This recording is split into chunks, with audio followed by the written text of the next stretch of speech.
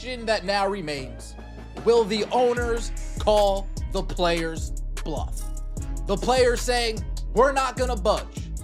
We're not going to move. We're not going to compromise. We're not going to... Ladies and gentlemen, the facade has officially crumbled. For months, the WNBA Players Union and their media allies have tried to project a unified front.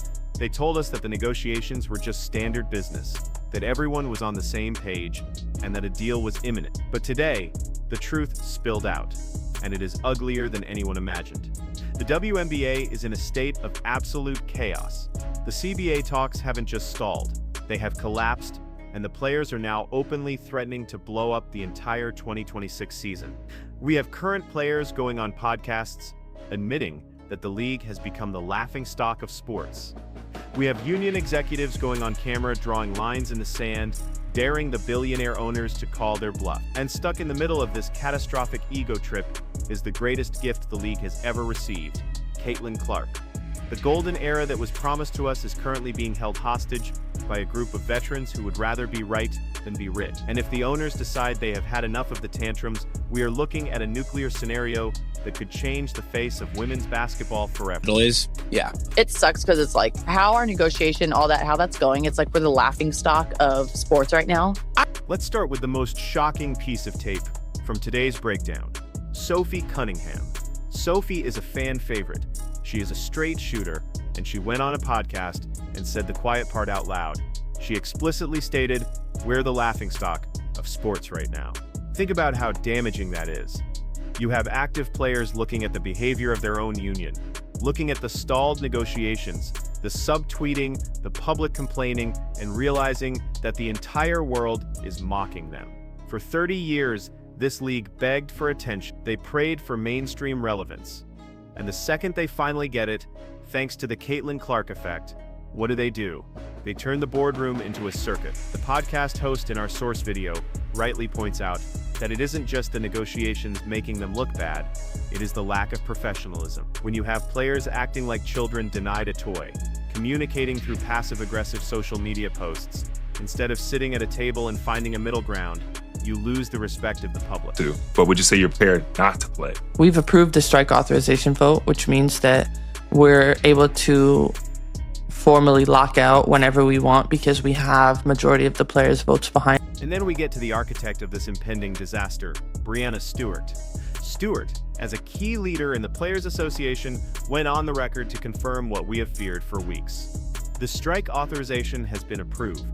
They have the weapon loaded, and they are threatening to pull the trigger if their exact demands are not met.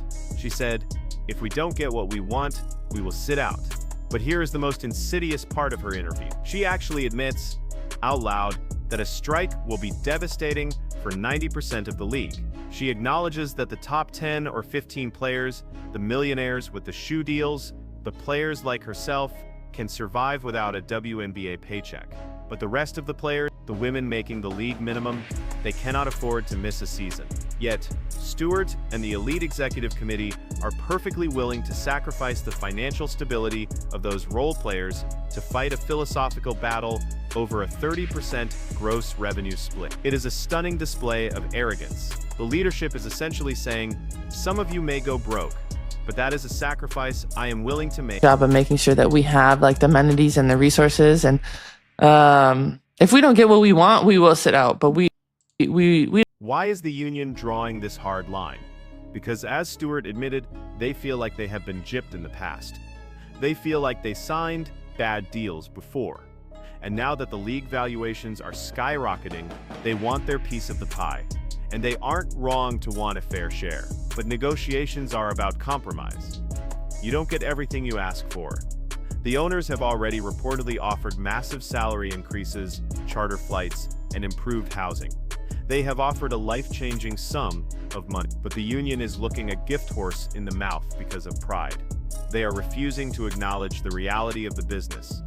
Yes, the valuations are up, but why are they up? They are up because of one person. The host makes this painfully clear. The WNBA had the best players in the world for 25 years, and nobody watched. The ratings were in the gutter. The arenas were empty. It wasn't until Caitlin Clark arrived that the billions of dollars started flowing in. The union wants to act like they built this new economy, but the truth is, they are just living in the house that Caitlin built. You know, like you said, we were comparing apples to oranges. The W and the NBA, like, contracts are vastly different. Very skewed, yeah. So it's like, yeah, the top 10, maybe 15 players can survive without a W contract. This brings us to the ultimate question. Will the owners call their bluff? The union is threatening to strike, assuming that the owners will panic and cave to their demands. But what if they don't? What if the billionaire owners, who are used to playing hardball with Wall Street executives, look at Breanna Stewart and say, okay, don't play? The host of the video floats a scenario that should terrify every veteran in the league. What if the owners decide to lock out the union, rip up the old structure, and start fresh? What if they say, Caitlin Clark, do you want to play? Great, we will build a new league around you. We will bring in replacement players. We will sign the college stars. Do you honestly think the fans would care? If you put Caitlin Clark on a court in Indiana with 12 replacement players, the arena is still going to sell out. The television ratings are still going to break records. The fans are loyal to the phenomenon, not the Players Association. If the union strikes, they might find out very quickly that they are completely expendable. The tragedy of this situation cannot be overstated. We are watching a slow-motion car crash. For 3 decades, the pioneers of the WNBA got on their knees and prayed for a savior. They prayed for a moment where little girls and grown men alike would wear their jerseys and tune in to their game. The universe finally answered that prayer. The chosen one was sent. The momentum was historic, and instead of riding that wave, instead of cashing the checks and putting on a show, the league is choosing to self-destruct. They are ruining the momentum. If the 2026 season is delayed, or worse, canceled, the casual fans will not wait around. They will move on. The networks will move their broadcasting windows. The censors will pull their funding. You cannot pause a cultural phenomenon and expect it to be there when you get back. 2 ways. You don't want to play in this league? Fine. 1, we're shutting down. See ya. Peace. You don't want to play in this league? Fine. Caitlin Clark, you want to play here? Oh, okay, you can play here. Sweet. Anybody else want to play here? Come on. We'll forget the old players union. We'll start a new players union. Caitlin Clark will be the president and the head or whatever it is.